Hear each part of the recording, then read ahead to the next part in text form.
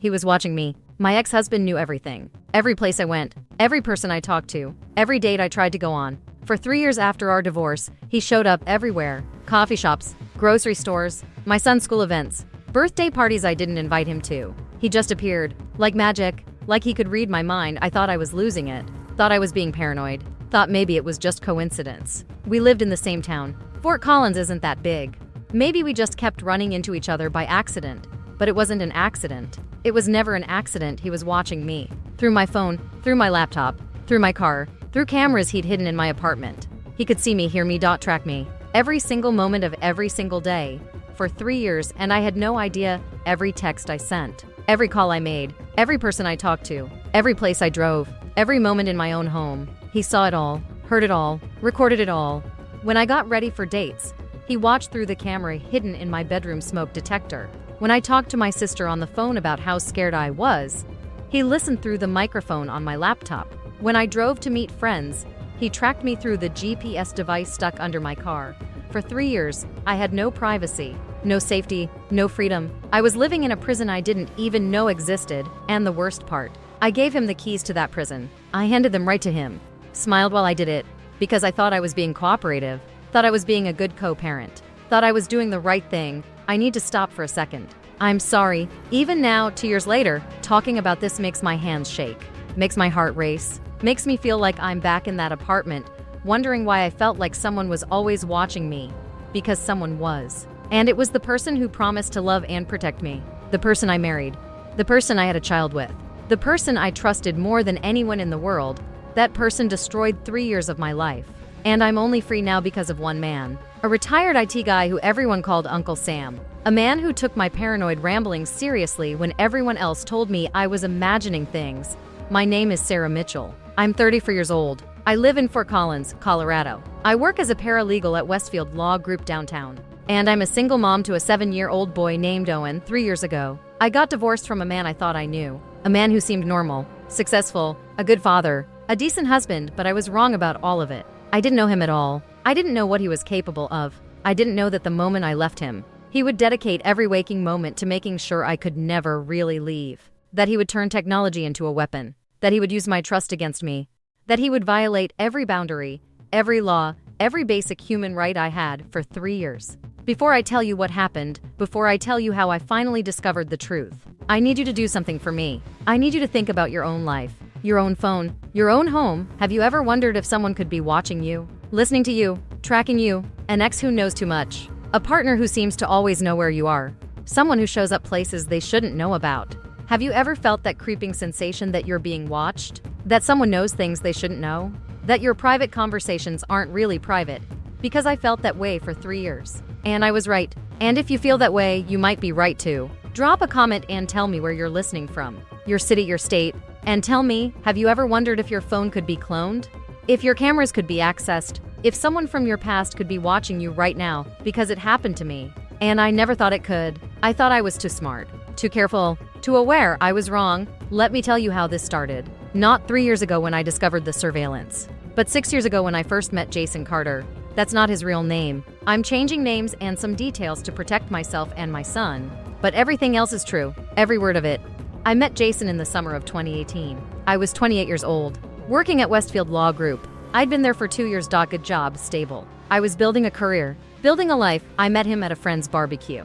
4th of July, one of those big neighborhood parties where everyone brings something and the kids run around with sparklers and the adults drink beer and pretend they're still young. Jason was new to the neighborhood, had just moved to Fort Collins from Denver for work.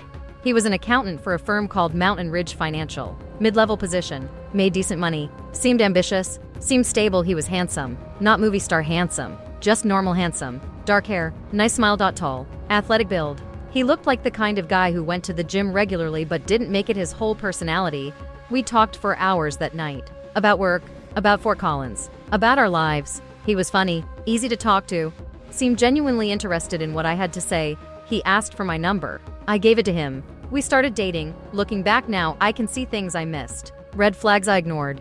But at the time, they seemed like normal things. Things that showed he cared. Things that proved he was invested. He texted me constantly. Every morning, good morning, beautiful. Hope you have a great day. Every night, sleep well, dream of me. throughout the day. What are you doing? Who are you with? Miss you. I thought it was sweet. Thought it meant he was thinking about me. Didn't realize it was control. Didn't realize he was establishing a pattern. Training me to always respond. Always check in. Always tell him where I was.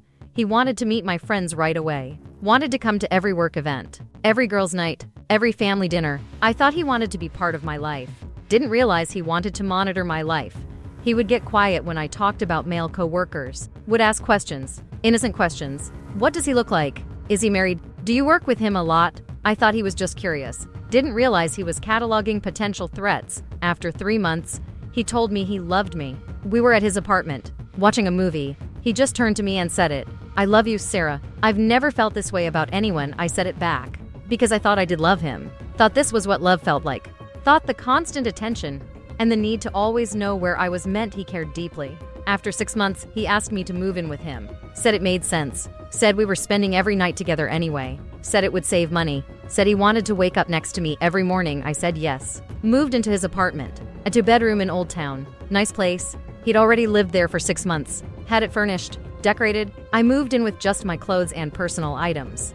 That's when things started to change. Slowly at first. So slowly I didn't notice. He wanted to know my phone password. Said it was about trust. Said couples who really loved each other had nothing to hide. I gave it to him. He gave me his. I never used his, but he used mine all the time. Would pick up my phone and scroll through my texts, my emails, my social media. If I asked why, he'd say he was just curious. Just wanted to know about my day. Just wanted to feel close to me.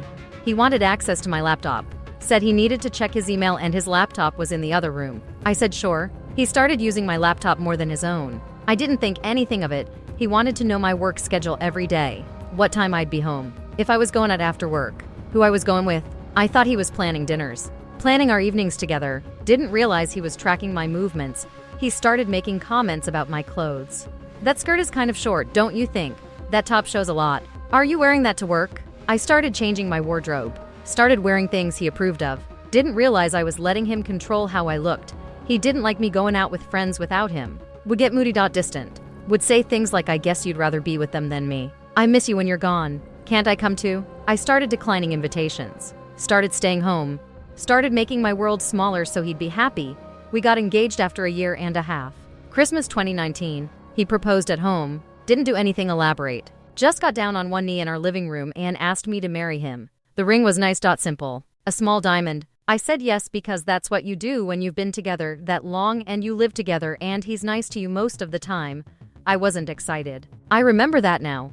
I wasn't thrilled or emotional or overwhelmed with joy. I was just relieved. Relieved that I was doing the right thing. That I was on the right path.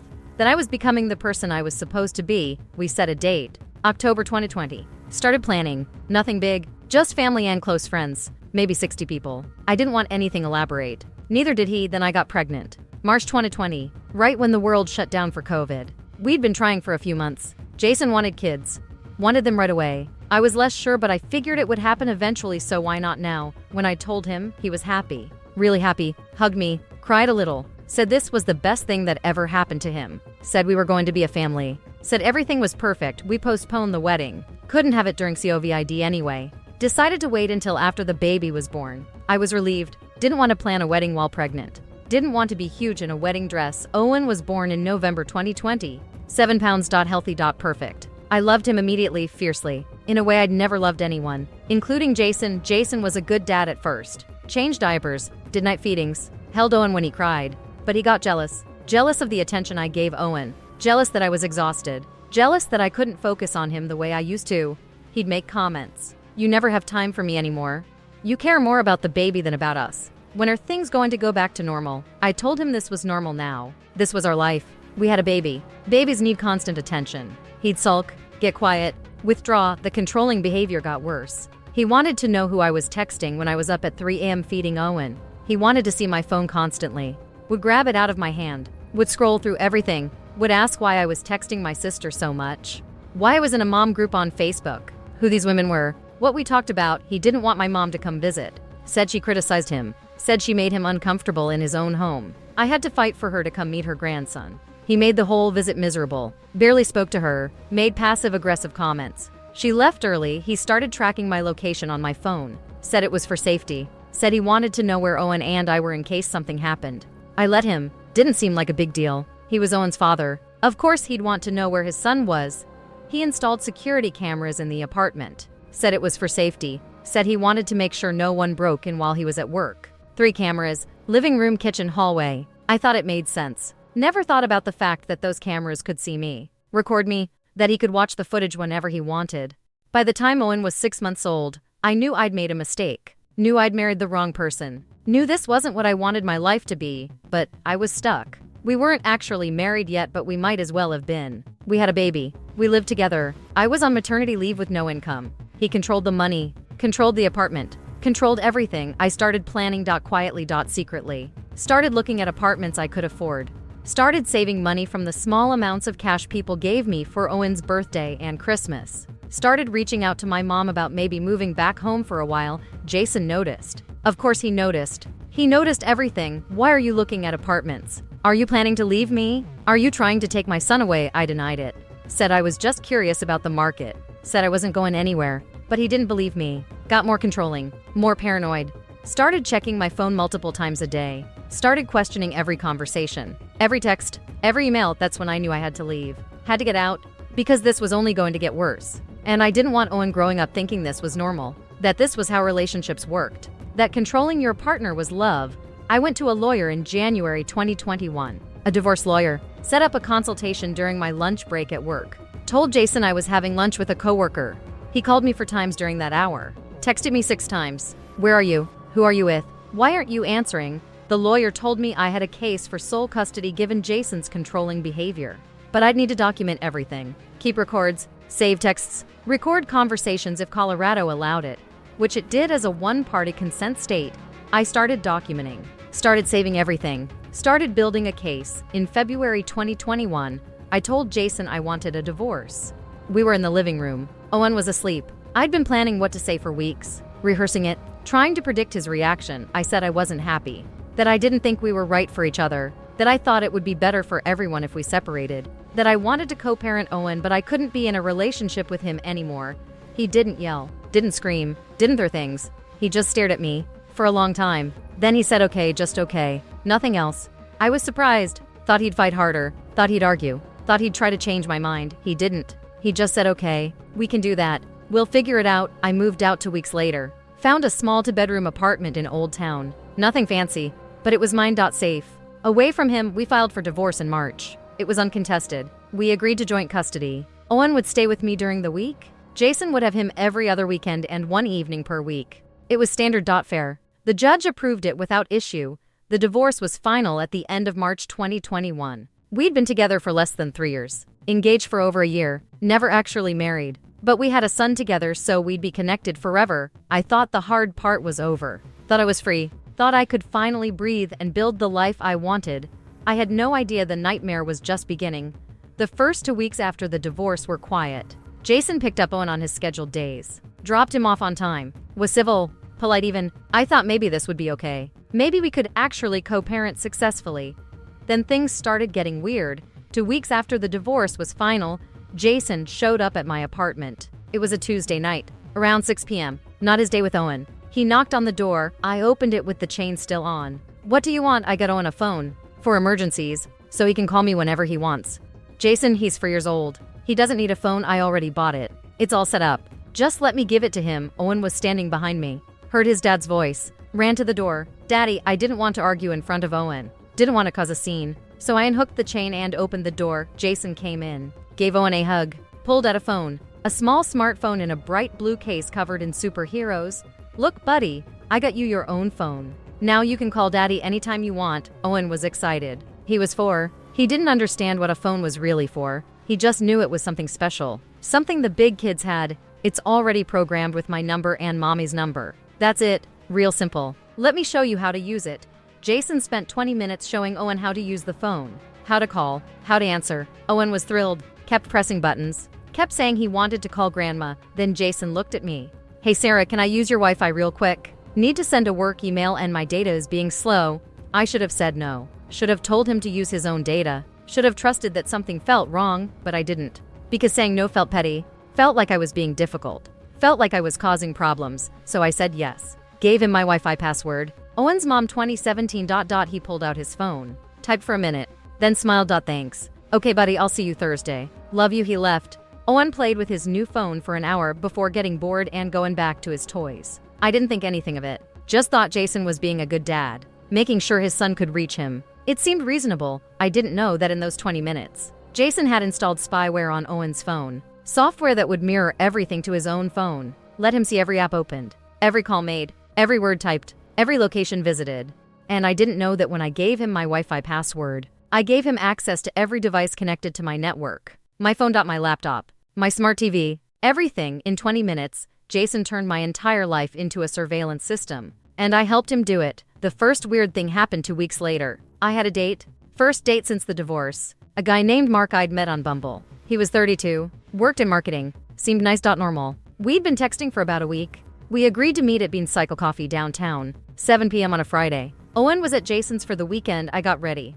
Put on jeans and a nice top. Did my makeup. Felt good. Felt nervous but excited. This was my first step into a new life. Into independence. Into possibility. I drove to Bean Cycle. Got there a few minutes early. Ordered a latte. Sat at a table by the window. Checked my phone. Mark texted that he was running 5 minutes late. Traffic. No problem.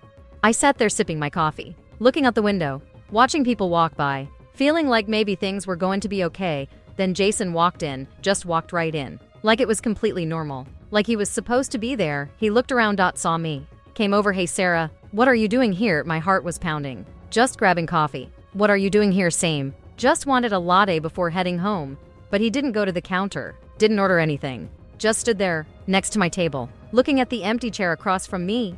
You meeting someone? No. Just felt like getting out for a bit. Owen's with you this weekend, so I had some free time. He nodded, looked at me for a long moment, then looked out the window. Okay, well, have a good night, you two. He walked out. But he didn't go far. I could see him through the window, standing on the sidewalk, looking at his phone, not walking to his car, just standing there. My phone buzzed. Text from Mark. Hey, something came up.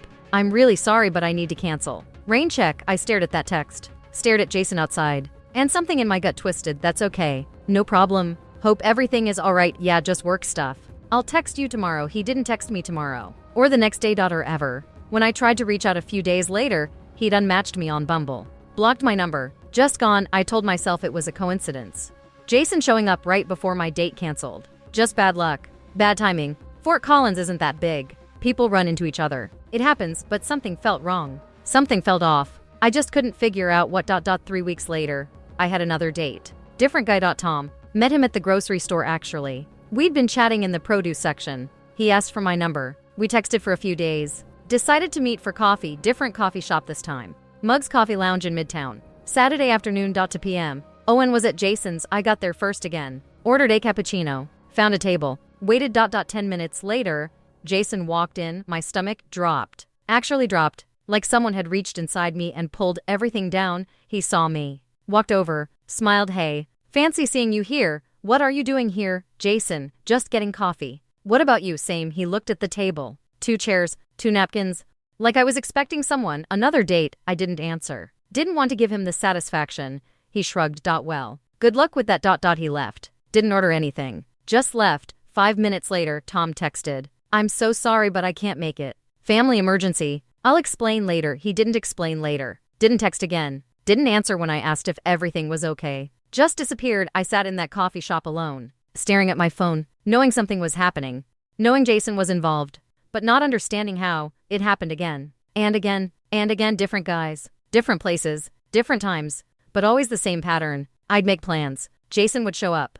The guy would cancel. After the 4th time, I stopped trying to date. Because it was clear something was wrong. Clear that Jason was sabotaging me somehow. I just didn't know how he knew where I was going to be, but it wasn't just dates. It was everything. I'd go to Target. Jason would be there. Same aisle, same time. I'd take Owen to the park. Jason would show up. Even though it wasn't his day. Just be there, sitting on a bench, watching. I'd go to a work happy hour. Jason would walk in, act surprised to see me. I'd drive to my mom's house in Loveland. 40 minutes away, get a text from Jason. How's your mom doing? Tell her I said hi. How did he know I was at my mom's? I hadn't told him. Hadn't posted it anywhere. How did he know? My friend Stephanie had a birthday party at her house. I didn't post about it. Didn't tell anyone outside of our friend group. Just showed up with a bottle of wine and a gift. Jason was there, in her backyard, talking to her husband. Like he'd been invited. Stephanie pulled me aside. Sarah, I'm so sorry. I don't know how he knew about this. I didn't invite him. He just showed up and said you'd told him about it. I didn't want to make a scene, I didn't tell him stuff. I swear I didn't. Then how did he know? I don't know, but I was starting to have suspicions. Dark suspicions. Paranoid suspicions. Suspicions that made me feel crazy. Was he following me? Was he tracking me somehow? Was he watching me? I started being more careful. Stopped posting on social media entirely. Deleted Facebook. Deleted Instagram. Only kept my accounts active enough to look at other people's posts, but never shared anything myself. Didn't matter. He still showed up everywhere. I stopped telling people my plans. Stopped mentioning where I was going or what I was doing. Kept everything vague. Even with close friends didn't matter. He still knew. I started second-guessing myself. Started wondering if I was telling him things and forgetting. Maybe I was so stressed that I was having memory problems. Maybe I was unconsciously sharing information with him and not remembering. I made an appointment with my doctor. Lisa Chang at Fort Collins Family Medicine. I'd been seeing her for years. I'm having memory problems. I feel like I'm forgetting conversations. Forgetting things I've told people. I'm only 30. This isn't normal. She ran tests. Cognitive tests. Blood tests. Everything came back normal. Sarah, there's nothing wrong with your memory. You're not forgetting things. You're stressed. You're a single mom. You just got divorced. You're adjusting to a new life. This is normal anxiety. Not memory loss, are you sure? Because I feel like I'm losing my mind, I'm sure. Have you considered therapy? Talking to someone might help you process everything you've been going through. I started seeing a therapist. Rebecca Norton. She was nice, understanding. I told her everything. About Jason showing up everywhere. About feeling watched. About feeling like I was losing control of my life. She said it sounded like hypervigilance, a symptom of anxiety. That I was so worried about running into Jason that I was seeing him everywhere. That my brain was playing tricks on me. But what if I'm not imagining it? What if he really is following me? Sarah, has he threatened you?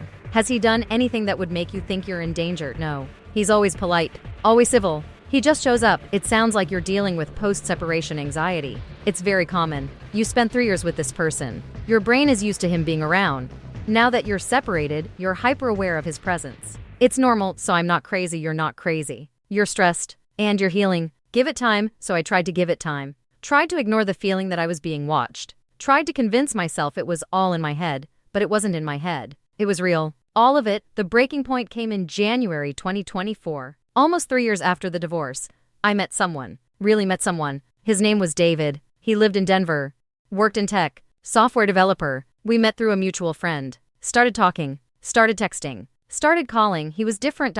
Patient. Didn't push. Understood that I had a complicated situation. A son. An ex who was difficult. He said it didn't matter. Said he wanted to get to know me anyway. We were careful. I didn't tell anyone about him. Not my friends. Not my family. Not even my therapist. It was private. Just ours. I wanted to keep it that way until I knew it was real. Until I knew it was going somewhere.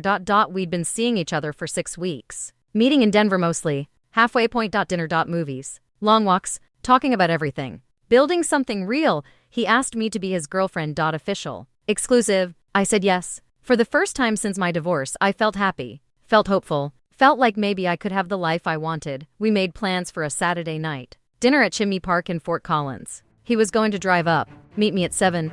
Owen was at Jason's for the weekend. I got ready. Really got ready. Did my hair. My makeup. Wore the black dress David said he loved. Put on perfume. Felt beautiful for the first time in years. My phone rang at 6:30. David, hey, I'm so sorry. I can't make it tonight. Oh. Is everything okay? Yeah. I don't think this is going to work out. Wait, what? David, what are you talking about? We were fine yesterday, I know. I just think we should take a break. I'm sorry. David, please talk to me. What happened? I can't explain. I'm sorry, Sarah. I wish you the best. He hung up. I sat on my bed staring at my phone. Not understanding. Not knowing what I'd done wrong. Not knowing what had changed in 24 hours. Then I got a text from a number I didn't recognize. You should stop wasting your time. No one's going to want to be with a divorced single mom. Focus on being a good mother to Owen instead of chasing men who don't want you. My hands started shaking. My whole body started shaking. I knew it was Jason. Knew he was behind this. Behind David leaving. Behind every date that had fallen apart. Behind every person who had disappeared from my life with no explanation, but I didn't know how. I didn't know how he knew about David. We'd been so careful. I hadn't told anyone. Hadn't posted anything. Hadn't even mentioned his name out loud in my apartment. How did Jason know? I called the number back. It went to voicemail. Generic voicemail. No name. No identifying information. I called David back. It went straight to voicemail. I left a message. Called again. Voicemail. Texted him. No response. He blocked me. Completely blocked me. Like I'd done something terrible. Like I was dangerous. I sat on my floor and cried. Cried until my eyes were swollen. Until my head hurt. Until I couldn't cry anymore. Then I got angry. Really angry. Angrier than I'd ever been. Jason had taken 3 years of my life. 3 years where I couldn't date. Couldn't make friends. Couldn't do anything without him knowing. Couldn't live, and I was done. Done being scared. Done being paranoid. Done letting him control me. I just didn't know how to stop him. Didn't know how he was doing it. Didn't know how to prove it. That weekend was the longest of my life. Owen came home Sunday evening. Jason dropped him off. Was polite. Asked how my weekend was. I lied. Said it was fine. Didn't mention David. Didn't mention anything. After Jason left, I sat with Owen while he played with his toys. Watched him. This beautiful little boy who didn't know his father was a monster. Who thought his daddy was a hero. I didn't want to ruin that for him. Didn't want him to grow up knowing what his father had done. But I also didn't want to keep living like this. Monday morning I went to work. Could barely focus. Kept staring at my computer. Kept thinking about everything that had happened. About 3 years of Jason showing up everywhere. About 3 years of feeling watched. About 3 years of having no privacy.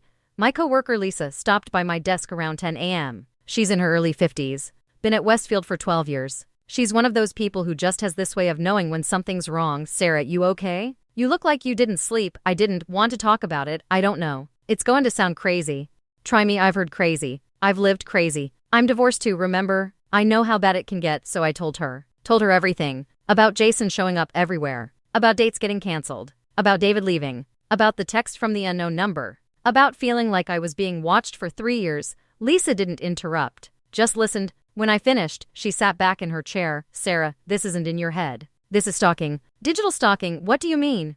I mean, it sounds like he has access to your devices. Your phone, your computer, maybe your car. How else would he know where you are all the time? How else would he know about David when you didn't tell anyone? But how? How would he get access? I don't know. But I know someone who might be able to help. Do you remember Sam Rodriguez? He used to work in IT here. Retired about 2 years ago. He does freelance tech work now. Security stuff. Helps people with their computers and phones.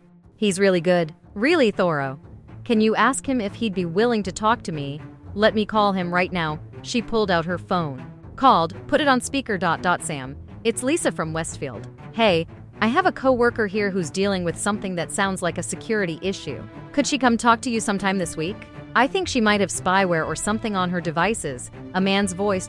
Older.com. Sure. I'm free Wednesday afternoon. Around 2. Have her bring whatever devices she uses regularly. Phone. Laptop. Anything connected to the internet. Thank you so much. I really appreciate it. No problem. See you Wednesday. Lisa hung up. Looked at me. Wednesday at 2. His address is 847 Magnolia Street in Southeast Fort Collins. Small house. You'll see his truck in the driveway. Thank you. Thank you so much. Don't thank me yet. Let's see what Sam finds first. But Sarah, if he does find something, you need to go to the police. This isn't okay. This is illegal. Jason can't just spy on you. I know. I will. I just need proof first. I need to know I'm not imagining this. You're not imagining it.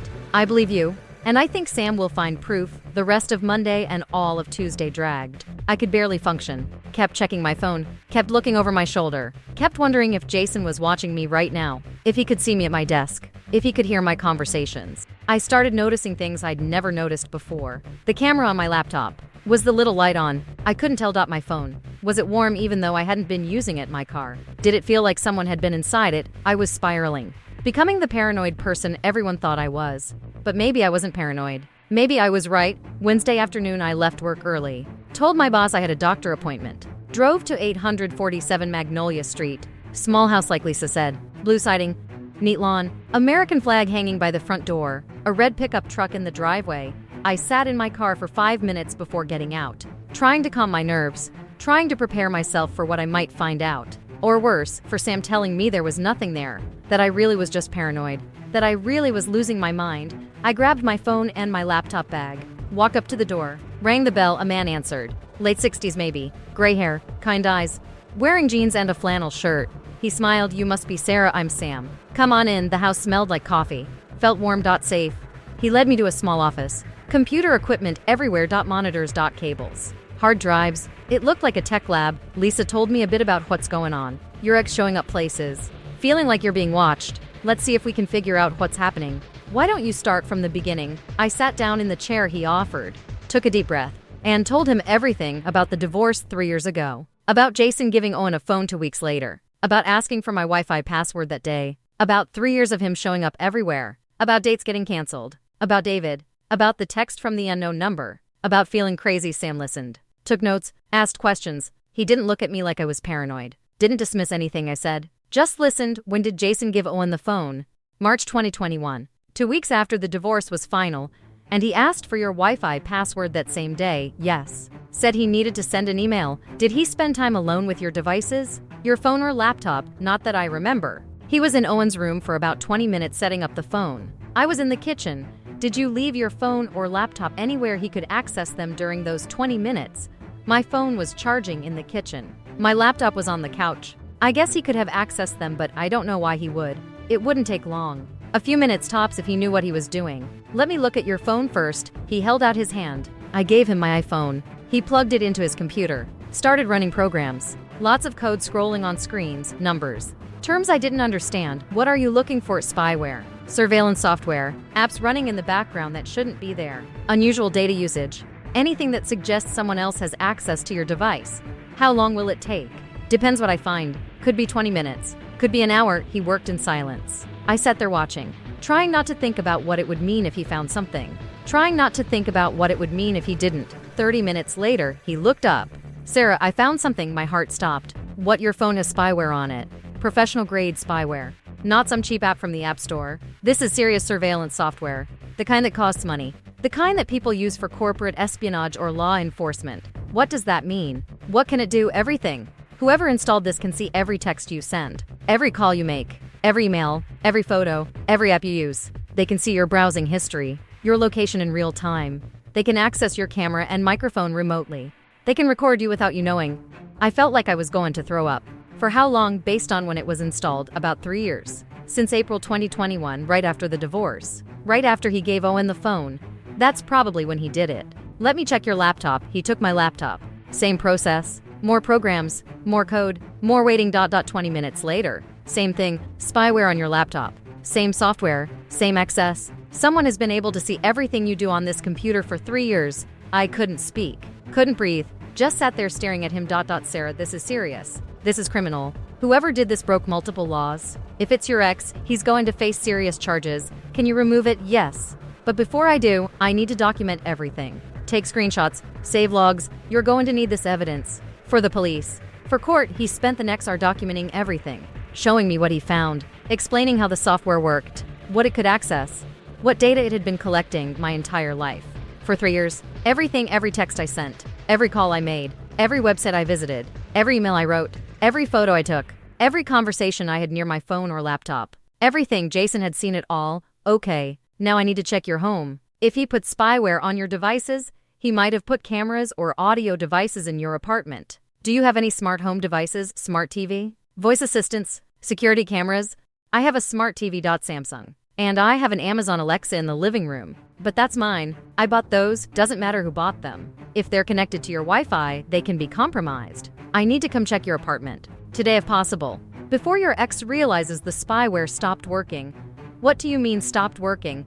I disabled it when I removed it from your devices. If he's monitoring you actively, he'll notice within a few hours that the feed went dark. He might panic, might do something unpredictable. We need to secure your apartment before he realizes you know. Okay. Yes. Come now. Please, do you have Owen tonight? No. He's at aftercare until 5:30. Then Jason picks him up. It's his night with Owen. Good. Let's go now while you're alone. We drove separately to my apartment. Sam brought a bag full of equipment. Scanners, detectors, tools I'd never seen before. He spent 3 hours going through my apartment. And I mean everything. He checked my TV. Found software that had been installed remotely. Software that allowed someone to access the camera and microphone. My TV had a camera for video calls. I'd forgotten it was even there. Jason could watch me through my TV. He checked my Alexa. Same thing, compromised, recording constantly, sending data to an external source. He checked my Wi-Fi router. Found that my network had been accessed remotely multiple times.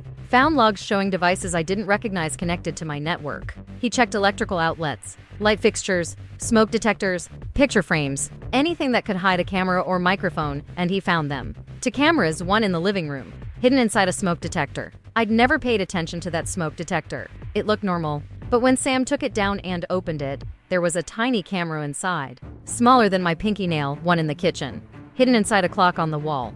A clock that had been there when I moved in 3 years ago. A clock I thought the previous tenant had left behind. It was a camera, recording everything. Sarah, these are high-end cameras. They record video and audio. They're connected to your Wi-Fi. Whoever installed them can watch and listen in real time from any device. Phone, computer, tablet. Anything. I couldn't breathe. Literally couldn't get air into my lungs. Started hyperventilating. Sam made me sit down. Breathe slowly.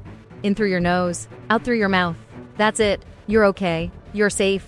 He can't see you right now. I disabled everything. He was watching me. In my own home. For 3 years, yes. I'm sorry. I know this is hard to hear. Where was I when he installed these? I would have noticed someone coming into my apartment with cameras.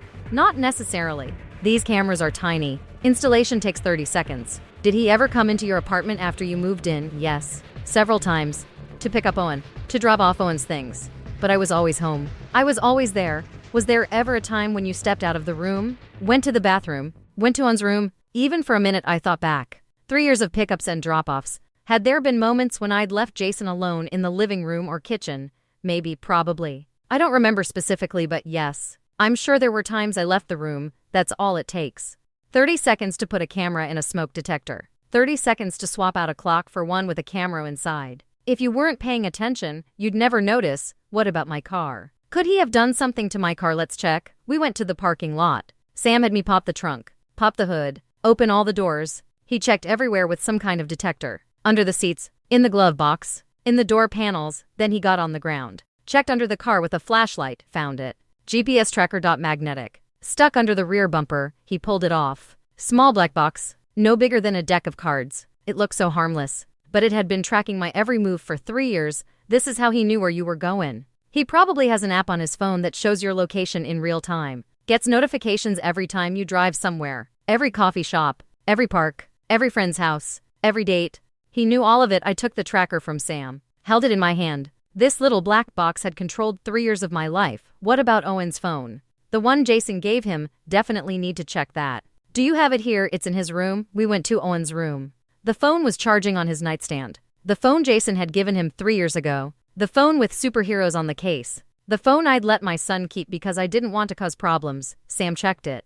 His face got serious. This phone is basically a surveillance device. It is spyware that mirrors everything to another device. Text messages, phone calls, photos, location, everything. And more than that, it has remote access enabled, meaning whoever controls the parent device can turn on the camera and microphone remotely, without anyone knowing, so Jason could watch Owen anytime he wanted. Watch Owen. Watch you when you were near Owen. Listen to your conversations. Yes, for 3 years, yes. Oh my God, my son. He used my son. I started crying. Couldn't stop. Sam gave me a minute. I know this is overwhelming. I know it's a lot. But Sarah, you need to understand something. This is not your fault. You didn't do anything wrong. You were trying to be a good co-parent. You were trying to keep the peace. You trusted your ex with your Wi-Fi password because you thought it was harmless. You let Owen keep the phone because you didn't want to disappoint your son. None of this is your fault. Jason did this. Jason violated your privacy. Jason broke the law. Not you. What do I do now? First, I'm going to remove all of this.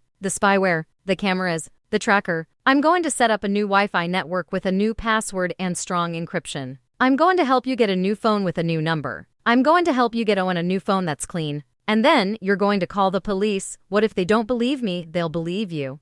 I'm documenting everything. Photos, screenshots, logs. I'll write a full report. You'll have proof. More proof than most stalking victims ever get. What happens to Owen? He still has to see Jason. It's court-ordered. Not after this. We're going to get an emergency protective order. Jason won't be allowed to contact you or Owen.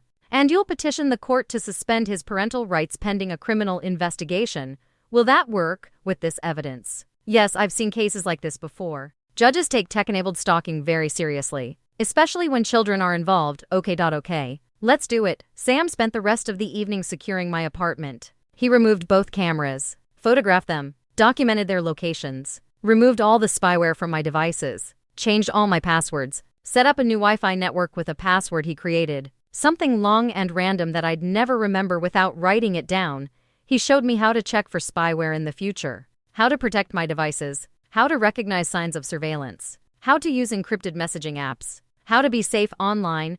The GPS tracker from my car sat on my kitchen counter. Evidence. Proof that I wasn't crazy. Tomorrow you call the police first thing. Don't wait. The sooner you report this, the better. Tonight act normal. Don't let Jason know you found anything. Don't change your routine. If he suspects you know, he might escalate. What if he's watching right now? He's not. I disabled everything. But he'll notice soon. The cameras went offline. The spyware stopped reporting. The GPS tracker stopped transmitting. He's going to know something happened. That's why you need to move fast tomorrow. What do I tell Owen? About his phone, tell him it broke. That you're getting him a new one. He's 5. He won't ask questions. Kids that age accept what adults tell them. Okay. Thank you. Thank you so much. How much do I owe you? Nothing. Sam, you spent your entire afternoon here. You have to let me pay you. I don't want your money, Sarah. I want you to be safe. I want your son to be safe. That's payment enough. I started crying again. Hugged him. This stranger who had taken me seriously when everyone else told me I was paranoid. This man who had spent hours helping me. Who had given me proof that I wasn't losing my mind. Thank you. I don't know what else to say. Just thank you. You don't have to thank me.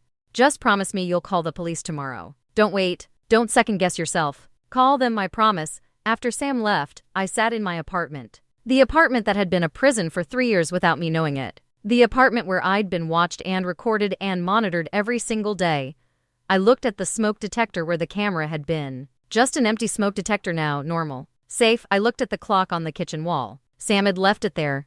Said the police would want to see it in place. Evidence of where it had been. I looked at my phone. My laptop, my TV. All clean now, all safe. All mine again, but I didn't feel safe. I felt violated, exposed. Like I'd been walking around naked for 3 years and everyone had been watching. Every private moment. Every phone call with my sister. Every conversation with my mom. Every time I cried. Every time I changed clothes. Every time I just existed in my own home thinking I was alone. He'd watched it all. Listened to it all. Recorded it all. I didn't sleep that night. Just lay in bed staring at the ceiling. Thinking about everything. About 3 years of my life that had been stolen from me. About dates that had been ruined. About relationships that had been destroyed. About David who had left me without explanation. Had Jason contacted him? Threatened him? What had he said to make David block me completely? I thought about Owen. My beautiful 5-year-old son who had been carrying a surveillance device in his pocket for 3 years, who had been used as a tool to spy on his own mother. What kind of person does that? What kind of father uses his own child as a weapon? Thursday morning I called in sick to work. Couldn't face going in. Couldn't face pretending everything was normal. Called my mom. Asked her to pick up Owen from school. Told her I wasn't feeling well. She didn't ask questions. Just said she'd be there. Then I drove to the Fort Collins Police Department. Walked in at 9 a.m. Went straight to the front desk. I need to report stalking, and invasion of privacy, and surveillance, and probably a lot of other things. My ex-husband has been spying on me for 3 years. The officer at the desk looked up. Young guy, mid-20s. He took me seriously immediately. Ma'am, let me get you to a detective. Have a seat. Someone will be with you shortly. 10 minutes later, a woman came out. Detective Maria Gonzalez, mid-40s, sharp eyes. She'd seen things. You could tell Ms. Mitchell. I'm Detective Gonzalez. Come with me. She led me to a small interview room. Offered me water. Coffee. I said no to both. Just wanted to tell my story. Just wanted someone to believe me, tell me everything. From the beginning, so I did. The divorce, the phone for Owen, the Wi-Fi password. 3 years of Jason showing up everywhere. Dates getting canceled. David leaving. The text from the unknown number. Feeling watched. Feeling crazy. Lisa connecting me with Sam. Sam finding the spyware. The cameras. The GPS tracker. Everything. I showed her photos Sam had taken. Showed her the report Sam had written. Showed her the GPS tracker I'd brought with me. Showed her my phone with evidence of Jason appearing everywhere I went. She listened. Took notes. Didn't interrupt. Didn't look skeptical. Just listened. Ms. Mitchell. This is one of the most extensive cases of tech-enabled stalking I've seen in my 15 years. In this department, your ex is looking at serious charges. Multiple felonies. What kind of charges? Stalking. Invasion of privacy. Illegal surveillance. Wiretapping. Computer crimes. Harassment. Possibly more depending on what we find when we seize his devices. What happens now? I'm going to get a warrant for his devices. His phone. His computer. Any tablets or laptops he has. Any storage devices. We're going to search his home and his car. We're going to find evidence that he installed this spyware, that he accessed your cameras, that he tracked your location. And when we find it, we're going to arrest him. How long will that take for the warrant? A few hours. I'll have it by this afternoon. For the search and arrest, tomorrow morning. We move fast on stalking cases, especially when there's this much evidence, especially when children are involved. What about Owen? I still have to let Jason see him tonight. It's his day. It's court ordered. No, you don't. I'm going to help you file for an emergency protective order right now. Within an hour, there will be a court order saying Jason cannot contact you or Owen. Cannot come near you. Cannot call. Cannot text, nothing. You're protected. Owen is protected. What if Jason comes anyway? What if he tries to pick up Owen today? Call 911 immediately. With a protective order in place, if he shows up, it's a crime. He'll be arrested on the spot. Okay. Let's do it. Detective Gonzalez helped me fill out the paperwork for the protective order. Helped me document everything. Helped me create a safety plan. What to do if Jason showed up. Who to call. Where to go. By noon, the protective order was in place. Jason couldn't come within 500 feet of me or Owen. Couldn't contact us by any means. Couldn't go to my apartment or Owen's school or my workplace. It was official. We were protected. I called my mom. Told her everything. She cried. She'd known something was wrong. She'd said it multiple times over the years. She'd said Jason was too interested in my life. Too involved. Too present. I'd told her she was overreacting. Told her he was just being a good co-parent. I'm so sorry, honey. I'm so sorry this happened to you. It's not your fault, Mom. It's his fault. Only his. What do you need? What can I do? Just keep Owen tonight. Tell him I'm not feeling well. That he's having a sleepover at Grandma's house. He'll love that, of course. We'll do something fun. He won't even think about missing his dad's night. Thank you. I called Jason. Had to tell him about the protective order before he tried to pick up Owen and got arrested. He answered on the first ring. Sarah, what's going on? My cameras went offline last night. Did you change your Wi-Fi password? My stomach turned. He wasn't even pretending. Wasn't even trying to hide it. Just admitted he had cameras in my apartment like it was normal.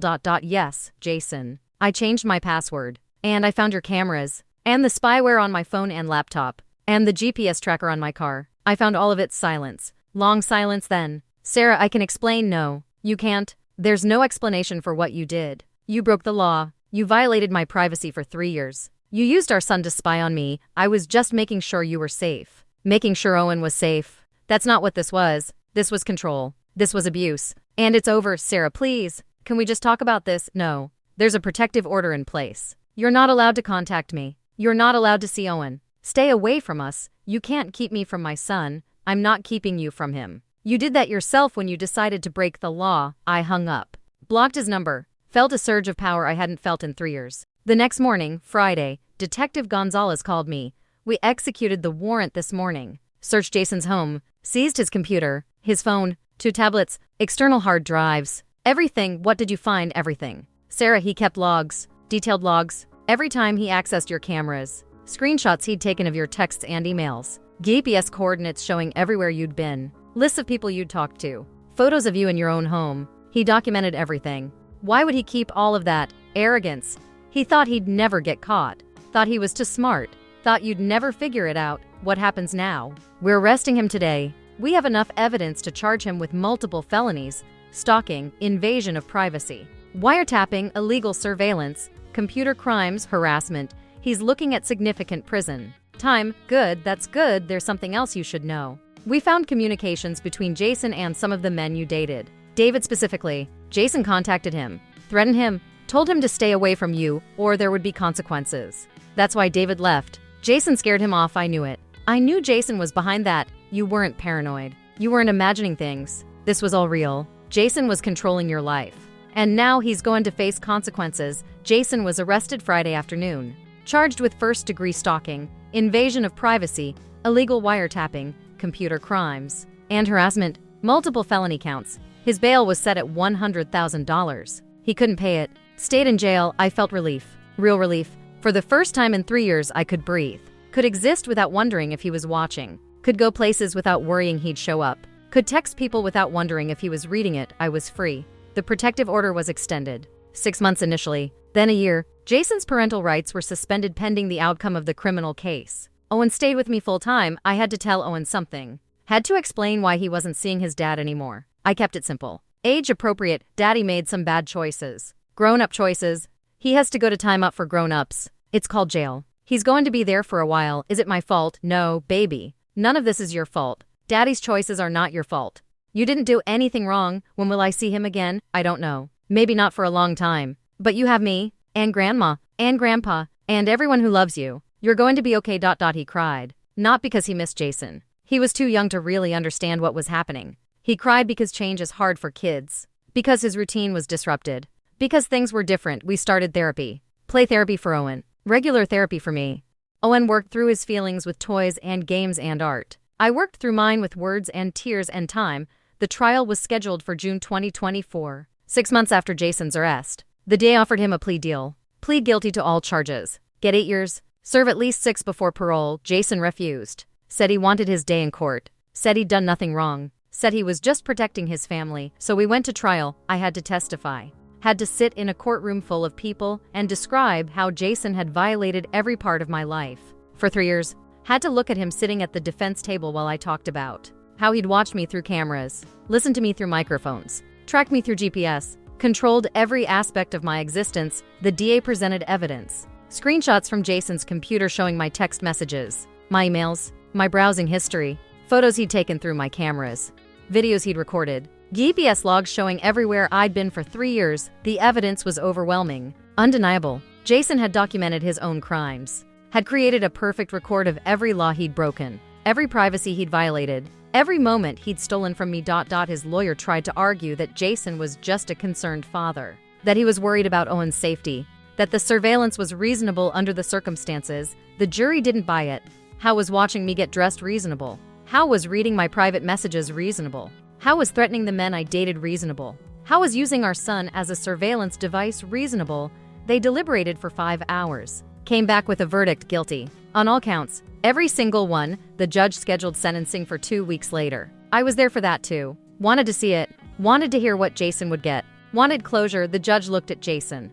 Looked at all the evidence. Looked at me sitting in the courtroom. Mr. Carter, what you did to Ms. Mitchell is one of the most egregious invasions of privacy I've seen in my 30 years on the bench. You used technology as a weapon. You turned Ms. Mitchell's own home into a prison. You monitored her every movement for 3 years. You destroyed her relationships. You isolated her. You controlled her. And you used your own son as a tool in your surveillance. This is domestic abuse. This is stalking. This is criminal behavior. And you will face consequences.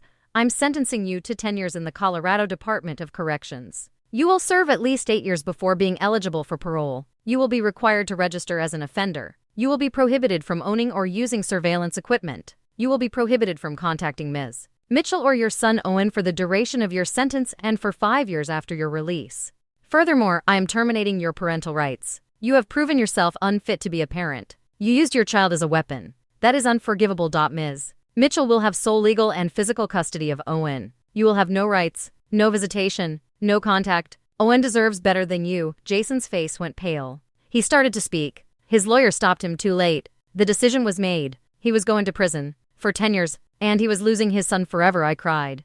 Not sad tears, relief tears. It was over, really over. Jason couldn't hurt me anymore, couldn't watch me, couldn't control me, couldn't use Owen against me. We were free. After the sentencing, Detective Gonzalez found me in the hallway. Sarah, I'm proud of you. You did the right thing. You got justice. Not every victim gets that. Thank you. Thank you for believing me, for taking me seriously. That's my job. But it's also the right thing to do. I hope you can move forward now. Build the life you want. Be safe. I will. I already am, and I am. I've spent the last 2 years rebuilding, healing, learning. I got a new phone, new number, only gave it to people I trusted. I got a new laptop, set it up with Sam's help, made sure it was secure. I moved to a new apartment, different part of town, new building, new locks, new life. I started learning about digital security, really learning, not just how to protect myself but how to help others. I took online courses, read books, talked to experts, talked to other survivors, and then I started teaching. Started running workshops for women, free workshops, teaching them how to recognize tech-enabled abuse, how to check their devices for spyware, how to secure their Wi-Fi networks, how to protect themselves online, how to spot surveillance equipment, how to create safety plans. I called it digital safety for survivors. Sam helped me develop the curriculum, helped me figure out what information was most important, what skills would actually keep people safe. We started meeting twice a month at the Fort Collins Community Center. Expected maybe 5 or 10 women to show up the first time. 30 came, 30 women who felt like they were being watched, who felt like someone knew too much about their lives, who felt paranoid and crazy and alone. I told them my story, showed them they weren't alone, showed them they weren't crazy, showed them that tech-enabled stalking is real, is common, is happening to more people than anyone wants to admit. I taught them everything Sam taught me. How to check their phones for spyware, what apps to look for, what signs to recognize, how to check their cars for GPS trackers, where to look, what they look like, how to remove them safely, how to inspect smoke detectors for cameras, how to check clocks and picture frames and air fresheners, how to sweep their homes for surveillance equipment, how to secure their Wi-Fi, how to create strong passwords, How to enable encryption. How to set up guest networks so abusers can't access their main network even if they have the password. How to use encrypted messaging apps. Signal WhatsApp, apps that protect their conversations, that don't store data that can be accessed by others. How to document everything. How to take screenshots. How to save evidence. How to build a case if they need to go to the police. Every session is full now. We have a waiting list. Women drive from Denver, from Loveland, from Greeley, from Wyoming, just to learn how to protect themselves. Just to hear that they're not alone, some of them cry. Because they've been feeling what I felt. That paranoia, that fear, that sense that someone is always watching. And now they know it's real. Now they know how to check. Now they know how to stop it. Some of them find spyware, find cameras, find trackers, and we help them. Connect them with Detective Gonzalez. Connect them with lawyers. Connect them with resources. Help them get safe. Some of them don't find anything, but they leave feeling empowered anyway, feeling like they have tools, knowledge, power. Sam comes to every workshop, volunteers his time, answers technical questions, shows people how to check their devices. He's become known as Uncle Sam in the survivor community, the tech guy who actually gives a damn, who actually helps on is doing okay. He's 7 now, doesn't remember much about Jason, doesn't ask about him much. We've done 2 years of therapy. He's processed what he can at his age, understands that his dad made bad choices, that it's not Owen's fault, that he's safe now. He knows I run workshops, knows I help other moms stay safe. He's proud of that. Tells his friends his mom is a teacher, doesn't understand all of it but knows it's important. Jason writes letters to me to Owen. They come every few months. From prison. I don't read them. Don't let Owen see them. They go straight into a file folder that my lawyer keeps. Evidence in case we need it in the future. He'll be eligible for parole in 2032. 8 years from now. I'm already planning for that. Already working with my lawyer to make sure the protective order is renewed. To make sure he stays away from us. To make sure we're safe. As for dating, I tried again. Very slowly. Very carefully. Started seeing someone about 6 months ago. His name is Michael. He works in education. High school teacher. Lives in Fort Collins. Has a daughter from a previous marriage. He knows my story. Knows everything. I told him on our 3rd date. Needed him to understand why I'm cautious. Why I don't share passwords. Why I don't let anyone access my devices. Why I check my car for trackers regularly. Why I inspect my apartment constantly. He didn't run. Didn't think I was paranoid. Didn't tell me I was overreacting. He just said he understood. Said he respected my boundaries. Said he'd do whatever made me feel safe. We take things slow. Really slow. But it's good. Healthy. Safe. He's patient. Kind. Respectful. Everything Jason pretended to be but wasn't. I still have bad days. Days where I feel watched even though I know I'm not. Days where I check my devices 3 times. Days where I inspect every smoke detector. Days where I look over my shoulder constantly. Trauma does that. It rewires your brain. Makes you hypervigilant. Makes you see threats everywhere even when they're not there. But therapy helps. Time helps. The workshops help. Teaching others helps me remember that I'm strong. That I survived. That I'm not a victim anymore. I'm a survivor. And I'm using my experience to help others survive too. Before I finish, I need to say something to anyone listening who thinks this might be happening to them. Anyone who feels watched, tracked, monitored, anyone whose ex knows too much, shows up too often, seems to have access to information they shouldn't have. Trust that feeling. Trust your instincts. You're not paranoid. You're not imagining things. If it feels like you're being watched, you probably are. Check your devices. Look for apps you don't recognize. Look for unusual battery drain or data usage. Google how to check for spyware on your specific phone. There are instructions. There are tools. Use them. Check your Wi-Fi router. Change your password. Make it long and complex. Use encryption. Consider setting up a guest network for anyone who visits. Check your home. Smoke detectors. Clocks. Picture frames. Electrical outlets. Air fresheners. Anywhere a camera could hide. You can buy camera detectors online. They're not expensive. Use them. Check your car. Under the bumpers. Behind the license plate. In the wheel wells. Inside the cabin. GPS trackers are small and magnetic. They can be anywhere. Get under your car with a flashlight. Look carefully, and if you find something, don't confront your abuser. Don't tell them you know. Document everything first. Take photos, take screenshots, save evidence, then get help. Call the police. Show them what you found. File a report. Get a protective order. Most police departments now have detectives who specialize in tech crimes. They'll take you seriously, especially if you have evidence. Contact a domestic violence organization. They often have tech safety programs. People who can help you check your devices. Help you secure your technology. Help you create a safety plan. You don't have to go through this alone. I went through it alone for 3 years because I didn't know what was happening. You don't have to do that. There are resources. There are people who can help. There are people who will believe you. This is not your fault. You didn't do anything wrong. You're not stupid for trusting someone. You're not weak for not noticing. You're human. And abusers are good at hiding what they do. They're good at making you think you're crazy. Good at making you doubt yourself. But you're not crazy. Your instincts are right. And you deserve privacy. You deserve safety. You deserve to live your life without someone watching your every move. I want to say thank you to the people who helped me, who saved me. Thank you to Lisa, my coworker who didn't dismiss my concerns, who connected me with Sam, who believed me when I said something was wrong. You changed my life. Thank you to Sam Rodriguez. Uncle Sam, you spent hours helping a stranger. You gave me proof I wasn't losing my mind. You taught me how to protect myself. You volunteer at my workshops. You help other survivors. You're a hero, a real hero. I can never repay you for what you did for me. Thank you to Detective Maria Gonzalez. You took my case seriously from the first moment. You moved fast. You got justice.